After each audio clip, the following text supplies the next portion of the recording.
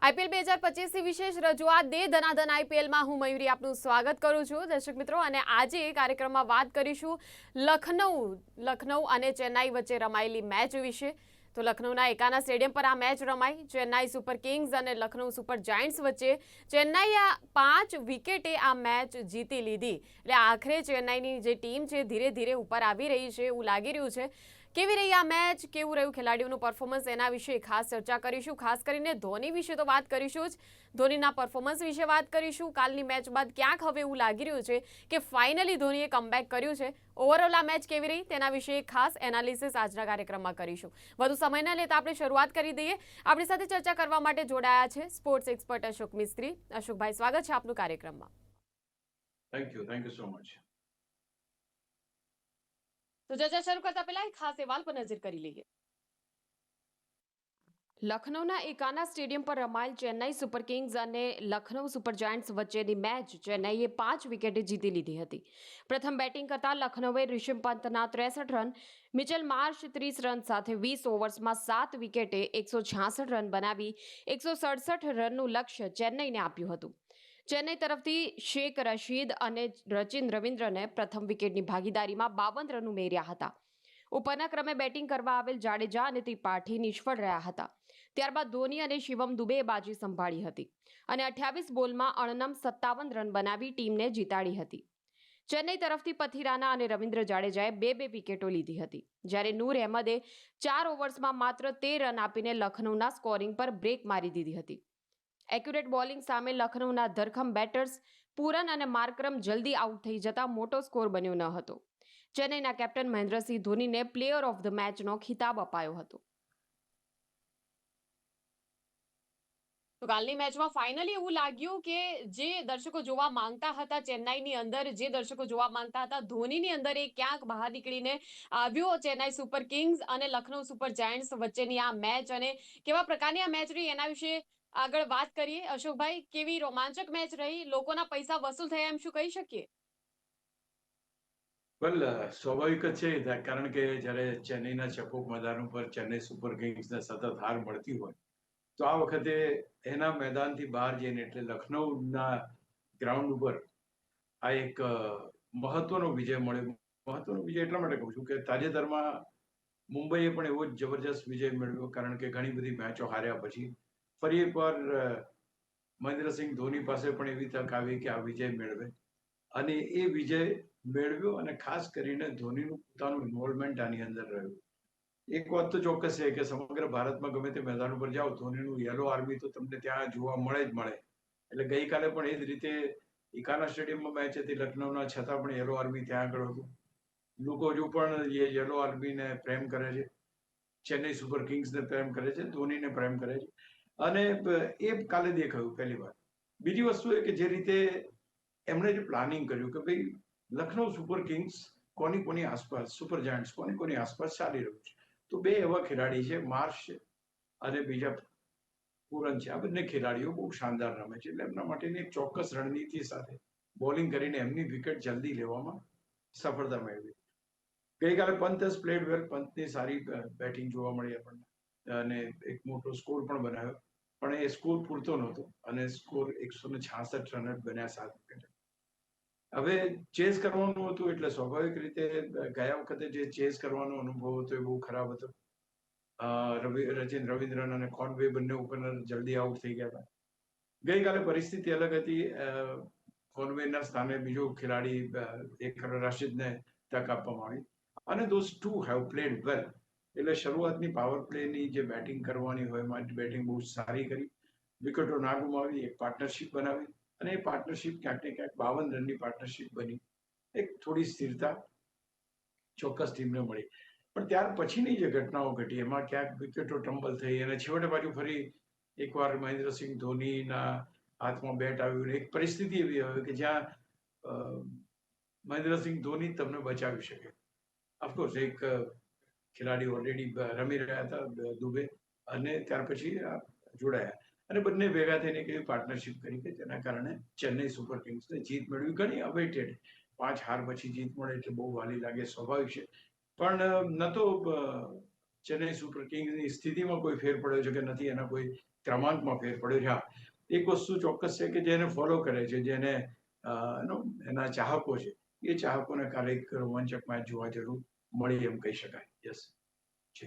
બિલકુલ અશોકભાઈ, હવે લખનૌની બેટિંગ વિશે થોડી આપણે વાત કરીએ. કેવી રહી લખનૌની બેટિંગ આપની દ્રષ્ટિએ? ઘણીવાર આપણે એવું વાત કરતા હોઈએ છીએ કે લખનૌ માત્ર 2 ખેલાડીઓની આસપાસ ફરે છે અને જો બેટિંગ વ્યવસ્થિત થાય તો જીતે છે. એ કેટલું સાચું?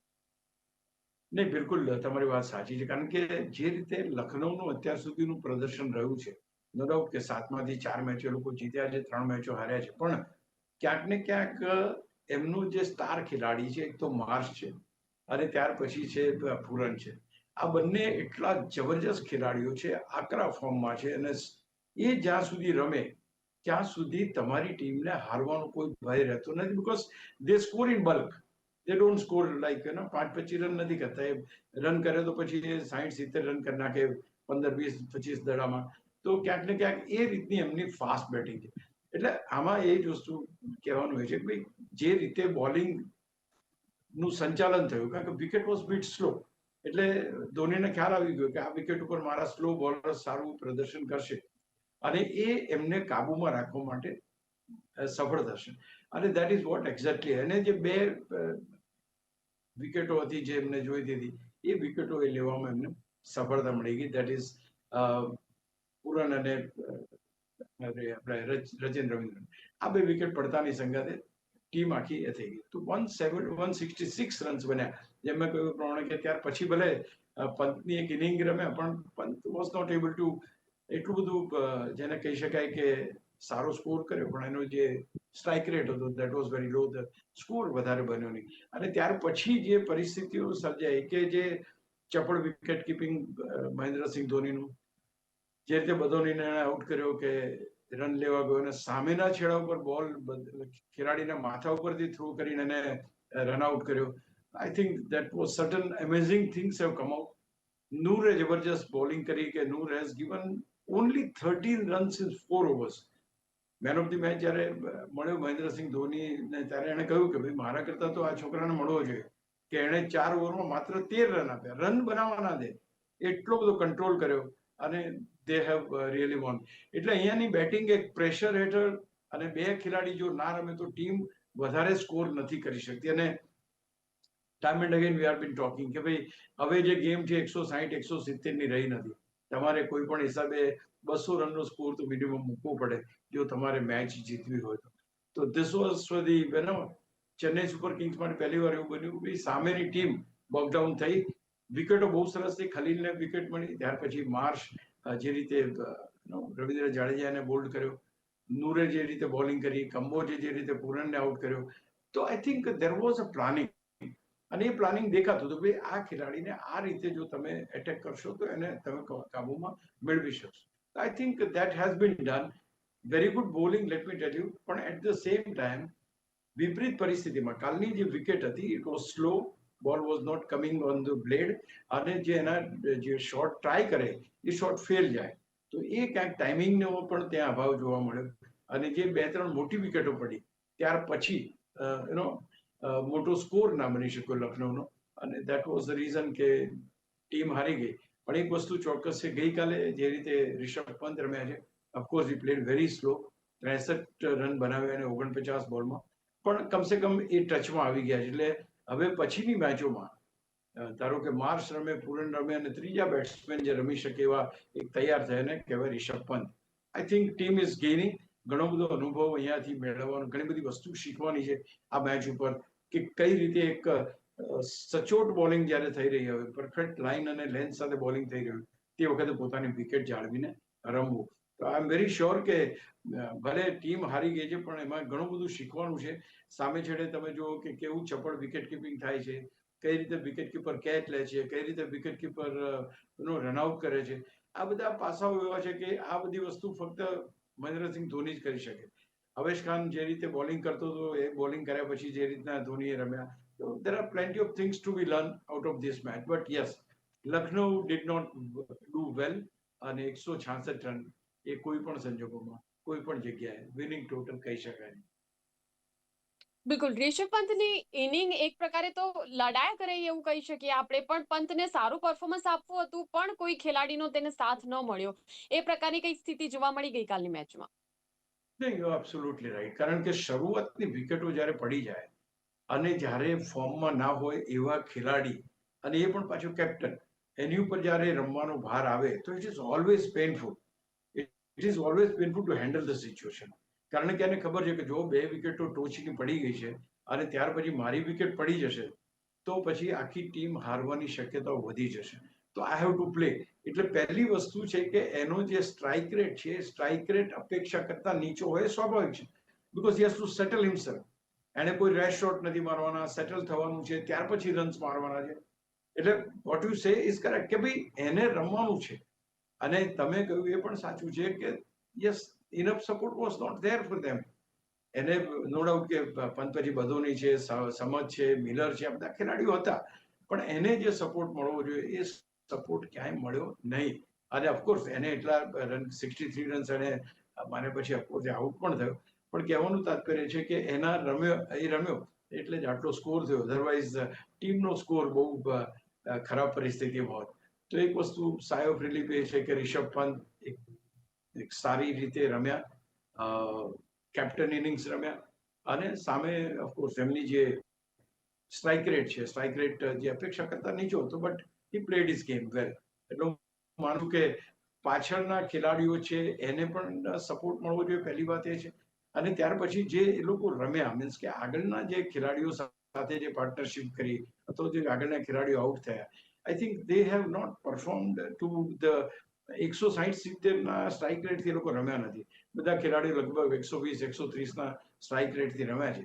I think that is the reason Rishabh Pant couldn't do much. But yes, he played his way. Yeah. નૂર મોહમ્મદ 4 ઓવર્સમાં માત્ર 13 રન આપ્યા, તો લખનઉ પર બ્રેક મારી દીધી એમ કહી શકીએ. અને ચેન્નાઈની બોલિંગ ખાસ કરીને કેવી રહી? ને આ એક બહુ સારો સવાલ એટલા માટે કે અત્યાર સુધી ચેન્નઈની બોલિંગ આપણે જોઈ છે. સામેની ટીમ ઘણા બધા રન બનાવતી અને they are not able to control. ગઈકાલની બોલિંગમાં વિકેટે બહુ મહત્વનો ભાગ ભજવ્યો. Because wicket was little slow which was suitable to the spinners. Particularly જે રીતે જાડેજાએ વિકેટ લીધી, જે રીતે નૂર મોહમ્મદે બોલિંગ 4 ઓવર્સમાં માત્ર 13 run. I mean one cannot believe કે આટલી બધી જબરજસ્ત બોલિંગ તમે કરી શકો એમ. અને કોઈ પણ જાતની ક્યાંય વિડ્થ આપી નથી, ક્યાંય જગ્યા આપી નથી કે બેકફૂટ ઉપર જઈને ખેલાડી પંચ કરી શકે, કવર ડ્રાઈવ કરી શકે કે નો કટ કરી શકે. તો I think that was the best. અને એકચ્યુઅલી જોવા જાવ ને તો તમે એટલું બધું પ્રેશર આપ્યું ટીમ પર કે 4 ઓવરમાં તમે રન જ ના લઈ શકો. એટલે થયું શું કે બીજા જે ખેલાડીઓ, બીજા બોલર્સ જે હતા એમાં ખેલાડીઓ રન લેવા ગયા અને they have given the wickets. તો એકચ્યુઅલી જાડેજાને વિકેટ મળી કે બીજા ખેલાડીઓને જે વિકેટ મળી છે, that is the reason of this men's bowling. કે ભાઈ 13 ઓવર એને 13 જ રન એને આપ્યા અને એટલું બધું પ્રેશર લાવ્યું હતું કે હવે અટેક કોની ઉપર કરવો. તો ખલીલ એને 38 રન એને આપ્યા. પછી તમારી કંબોજે તમારી પાસે 20 રન આપીને 1 વિકેટ લીધી અને ત્યાર પછી તમારા જડેજાએ 2 વિકેટ લીધી. નૂર મોહમ્મદ વિકેટ નથી મળી પણ પથિરાનાને 2 વિકેટો મળી. તો આ બધાનું જે તમે એ કાઢો તો એની ક્રેડિટ નૂરને જાય. Because he has bold in such A way કે બેટ્સમેન બોકડાઉન થઈ જાય. અને આમાં એવું છે કે બેટ્સમેન એકવાર બોકડાઉન થઈ જાય તો બીજા ખેલાડીમાં એને આંધળુકિયા કરવા પડે. આંધળુકિયા ઇન ધ સેન્સ કે has to go for the runs, કારણ કે રન્સ આર ઇમ્પોર્ટન્ટ. અને તે વખતે you are losing the wickets. તો આ એક સારી બોલિંગની જે એની કહેવાય ને કે એની effects of good bowling is been seen every time. દરેક એક માત્ર પંત રમી શક્યો, બાકી કોઈ ખેલાડીઓ સ્પિનર્સને રમવામાં સફળ થયા નહીં. અને જે રીતે જાડેજાએ માર્શને બોલ્ડ કર્યો, દેટ વોઝ અ બ્યુટી. અને તમે આજે એક સારી બોલિંગ યુનિટ સાથે રમતા હોય, આ બોલિંગ યુનિટ ખેર એમનું ઘણા વખતથી જ, એવું નથી કે તે આજનું જ છે, બટ દે બોલ્ડ વેલ. અને ખાસ કરીને દે બોલ્ડ ટુ ધ લાઇન. અને ખલીલે જે શરૂઆતમાં વિકેટ લીધી, કંબોજને જે વિકેટ મળી, આઈ think that was the advantage કે આ બધા ખેલાડીઓ પહેલા શરૂઆતમાં ધોવાતા હતા એને બદલે દે ગોટ અ વિકેટ. અને ત્યાર પછી સ્પિન બોલિંગ આવી તો સ્પિન બોલિંગ હેઝ ડન વેલ. એક બાજુ નૂરે જે છે બ્રેક મારી દીધી અને બીજી બાજુ બીજા બોલર વિકેટ મળતી ગઈ. I think it was a compact bowling, બહુ સરસ બોલિંગ કહેવાય. અને બહુ જ જેને કહેવાય ને કે આપણે એમ કહીએ કે ધોની માસ્ટર માઇન્ડ છે તો ધોની તો માસ્ટર માઇન્ડ છે તો દુનિયા જાણે છે અને એ પણ હકીકત છે. But yes he knows the trick of the trade. આ ટ્રેડમાં શું કરી શકાય, કોને કેમ આઉટ કરી શકાય, આઈ think he is only main who knows everything. તો માનું છું કે બહુ મહત્વની બોલિંગ અને ચેન્જીસ જે કર્યા એ ફિલ્ડિંગ ગોઠવી અને સરસ બોલિંગ થઈ. બિલકુલ. તો ચેન્નાઈની બેટિંગ વિશે પણ આપણે વાત કરીએ. પ્રથમવાર એવું લાગ્યું કે ચેન્નાઈની બેટિંગમાં કંઈક આમ જવાબદારીપૂર્વક બેટિંગ કરી રહ્યા છે. બંને ઓપનરે ખૂબ લડાયક બેટિંગ કરી, 52 રનની ભાગીદારી અને ત્રિપાઠી જાડેજા નિષ્ફળ ગયા. જો કે જાડેજા કોઈ ખાસ પ્રભાવ પાડી શકતો નથી. જાડેજાનું એવું કંઈ ખાસ પરફોર્મન્સ રમતના મેદાન ઉપર ક્યાંક દેખાઈ નથી રહ્યું. Well, Jadeja is basically an all-rounder. No? All-rounder Khiladi જે છે એની ભૂમિકા જે છે સી કેપ્ટને કાલે એને ઉપર મોકલ્યો કે ચાલ ભાઈ તું આગળ જઈને બેટિંગ કર, કારણ કે ટીમને આટલા રનની જરૂર છે, do it. He was not able to do it, but he has taken 2 wickets. એણે આઉટ કોને કર્યા? માર્શને આઉટ કર્યો, કે જે ખેલાડી 15 બોલ જો ટકી જાય તે 50 રન મારી દે એવી એની ક્રેડિટ છે. તો I think he has taken the wicket. So ઓલરાઉન્ડરનો આ એક તમારી પાસે એડવાન્ટેજ રહે કે if is not doing well in bowling, bowling તો એ બેટિંગમાં સારું કરશે, બેટિંગ ના તો બોલિંગમાં. તો I think he bold well and he has taken 2 wickets. એટલે ભલે તમારી વાત બિલકુલ સાચી છે, ઉપરના ક્રમે મોકલ્યો, અપેક્ષા ઘણી હતી. આમ તો ત્રિપાઠી પાસે પણ અપેક્ષા હતી, he could not do much. તો માનું છું કે એક બેફૂટ ઉપર તો ચોક્કસ જાડેજાને બેટિંગ સાઈડ ઉપર તો જવાનું આવ્યું જ, કારણ કે એને એવી તક આપવામાં આવી કે તમે ઉપર જઈને જે રન રેટ જોઈએ છે એ રન રેટને વધારવાની ટ્રાય કરો. But he was not able to do it, not the way even Tripathi was able to do it. તો હું માનું છું કે આ બે વસ્તુને તમે જુઓ તો એમ લાગે કે હા નિષ્ફળ ગયા છે, પણ he has done good in the bowling, so okay ચાલે છે. જી બિલકુલ. હવે આપણે ધોનીના પરફોર્મન્સ ઉપર આવીએ તો ધોનીએ જે રનઆઉટ કર્યું અને ત્યારબાદ ચેસ કરીને એક જોરદાર બેટિંગ ધોનીના પરફોર્મન્સમાં આપણને જોવા મળી. હવે આ ભાગીદારી ક્યાંક એવું બતાવે છે કે હજી પણ ધોનીની અંદર દમ છે, હજુ મેન ઓફ ધ મેચ બનવાનું સામર્થ્ય ધરાવે છે એમ કહી શકીએ.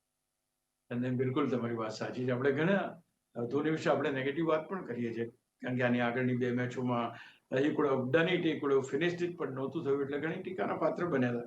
9મા ક્રમે બેટિંગ આવે એ પણ ટીકાના પાત્ર બન્યું હતું. પણ ગઈકાલની બેટિંગ જોઈને એમ લાગે છે કે હજુ એ ખેલાડીમાં દમ છે, કારણ કે નોટ ધેટ કે તમે એની ઝોન જે કમ્ફર્ટ ઝોન હોય એમાં બોલિંગ મારો તો જે બોલિંગ નાખો તો જે શોટ મારે, but he played according to the situation. જે ચોગ્ગા એને માર્યા, જે શોર્ટ ડિલિવરીઝ ઉપર કવર્સ ને એક્સ્ટ્રા કવર્સ, ફેન્ટાસ્ટિક. અને જે એને છગ્ગા માર્યા છે એ પણ જોયું. તો કાલે મહેન્દ્રસિંહ ધોનીને એમ હતું કે આ વિકેટ ઉપર આપણે વિજય મેળવી શકીએ એમ છીએ, અને એણે જે પ્રમાણે દુબે સાથે રહીને જે પાર્ટનરશિપ બનાવી, and that was the best partnership according to me. It is 57 runs partnership in 28 deliveries. તો તમે વિચાર કરો કે તમારી પાસે બધી મોટાભાગની વિકેટો જ્યારે તમારી પડી ગઈ હતી, તે વખતે તમે આવીને 111 રને 5 વિકેટો પડી ગઈ હતી. ત્યાર પછી તમે વિચાર કરો કે આ ખેલાડી ના રમે તો શું થાય, તો ટીમ હારી જાય. તો ત્યાંથી ખેંચીને છે 168 રન, 166 જે છે એનો 167 નો સ્કોર ચેસ કરવાનો, આટલી લાંબી inning rummy, and they have played according to the situation. એણે 50 રન 57 રન બનાવવામાં 57 બોલ નથી લીધા, એણે 28 બોલની અંદર 57 રનની પાર્ટનરશિપ કરી છે, અને that is what was crucial. પરિસ્થિતિ પ્રમાણે આપણે ફિનિશર બી કહી શકીએ અને કે ગેમ ચેન્જર બી કહી શકીએ. એમ બટ વન થિંગ, સૌથી મોટી ઉંમરે એટલે 43 વર્ષ સમથિંગની ઉંમરે he has become a man of the match, એ પણ એક રેકોર્ડ છે. પણ જે રીતે એને બોલિંગ, અને એ ખાલી આટલા રન બનાવ્યા પૂરતું નથી, એણે જે રીતે સ્ટમ્પિંગ કર્યા, that was ઇલેક્ટ્રિફાઈંગ stumping.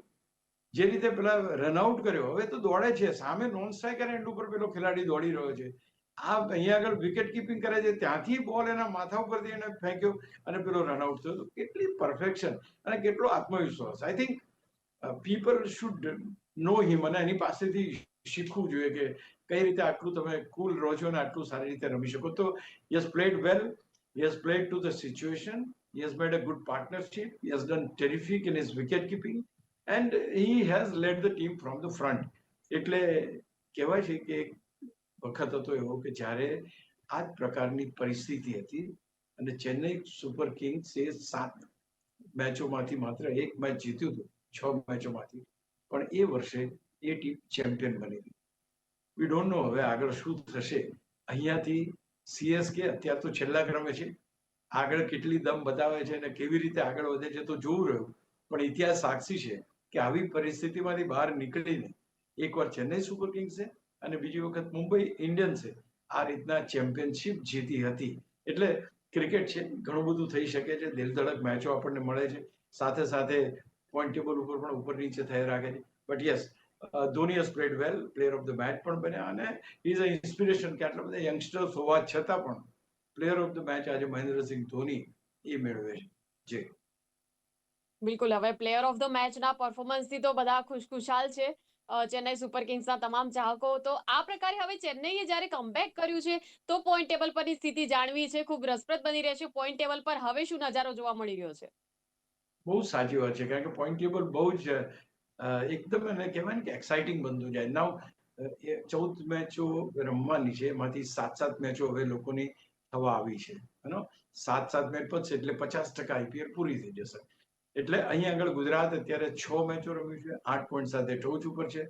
Delhi 5માંથી 8 point મેળવીને ટોચ ઉપર છે. They are doing very well. Bangalore 6માંથી 4 જીત્યું છે, 8 ઉપર છે. લખનઉ 7માંથી 4 જીતીને 8, એટલે આ 4 ટીમો એ 8 પોઈન્ટ ઉપર છે અત્યારે.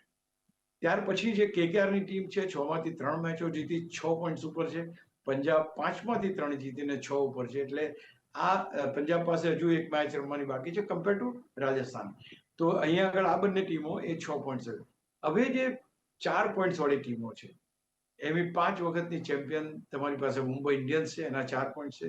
રાજસ્થાન રોયલ એક વખતની ચેમ્પિયન, એની પાસે 4 પોઈન્ટ છે. હૈદરાબાદ એક વખતની ચેમ્પિયન, એક વખતની રનર્સઅપ, એની પાસે 4 પોઈન્ટ છે. અને સીએસકે 5 વખતની ચેમ્પિયન, એ છેલ્લા ક્રમે છે 4 પોઈન્ટ સાથે. એટલે આ ટીમોને આગળ આવવા માટે બાકી, એટલે કે સેકન્ડ હાફ, ચેન્નઈ સુપર કિંગનો ફર્સ્ટ હાફ પતી ગયો, 7 મેચો એ લોકો રમી લીધી છે. હવે બાકીની 7 મેચોમાં જો બધી જ મેચો એ લોકો જીતે છે તો 14 પોઈન્ટ થાય, 14 ને 4 18 પોઈન્ટ થાય, તો ટોપ 4માં આવવાની શક્યતા વધી જાય. મુંબઈ એ જ રીતે પરફોર્મન્સ કરી શકે છે, પણ તો બાકીની ટીમોનું શું? તો ગુજરાત અહીંયા જોરદાર છે, દિલ્હી જોરદાર છે, બેંગ્લોર જોરદાર છે, લખનઉ જોરદાર છે. પેલી જે છેલ્લી 4 ટીમો છે આગળ આવવાનો પ્રયત્ન કરશે, એટલે ઘમાસાણ થવાનું છે. અત્યારે ગુજરાત ભલે કમ્ફર્ટ ઝોનમાં હોય, દિલ્હી ભલે કમ્ફર્ટ ઝોનમાં હોય, પણ જો મુંબઈ ઇન્ડિયન્સ અને ચેન્નઈ સુપર કિંગ્સ અને હૈદરાબાદ આ ટીમો જો મેચો જીતવાનું શરૂ કરશે તો ઘણાના સમીકરણો બગાડી શકે એવી ટીમો ચોક્કસ છે. જી બિલકુલ અશોકભાઈ, થેન્ક યુ વેરી મચ. અશોકભાઈ, જે પ્રકારે આપ જોડાયા અને આખી આ મેચનું જે એનાલિસિસ થયું છે અને પોઈન્ટ ટેબલ પરની સ્થિતિ પણ આપે ખૂબ જ સરસ રીતે સમજાવી કે હવે ખરેખરું આપણે જોવાનું છે, કેમ કે ખરું ઘમાસાણ, ખરો માહોલ જે છે એ આઈપીએલનો હવે જામ્યો છે. કે હવે ધીરે ધીરે જ્યારે તળિયે જે ગયેલી ટીમો હતી, કે જે ખૂબ જ સારી ટીમો હતી, ખૂબ લોકપ્રિય ટીમો હતી, એ ટીમો પણ ધીરે ધીરે હવે કમબેક એમનું કરી રહી છે. ત્યારે હવે જે ટોચ ઉપર છે, ઓલરેડી જે પહોંચેલી છે, એમને ક્યાંક શું ધ્યાન રાખવાની, તકેદારી રાખવાની જરૂર પડી શકે. તો આગળ જતા હવે મેચો ખૂબ જ રસપ્રદ બની રહેશે અને પોઈન્ટ ટેબલની સ્થિતિની સતત આપણે પણ આગળ ચર્ચા કરતા રહીશું. આપ જોડાયા બદલ ખૂબ ખૂબ આભાર અશોકભાઈ. Thank you very much. તો દર્શક મિત્રો, દે ધનાધન આઈપીએલમાં અત્યારની ચર્ચામાં બસ આટલું જ. આપણે મળીશું હવે આજે સાંજે 5:30 કલાકે અને મેચને લગતી તમામ બાબતોની સતત અપડેટ્સ આપને આપતા રહીશું. આપ જોતા રહો ગુજરાત ન્યૂઝ સત્યની સાથે. નમસ્કાર.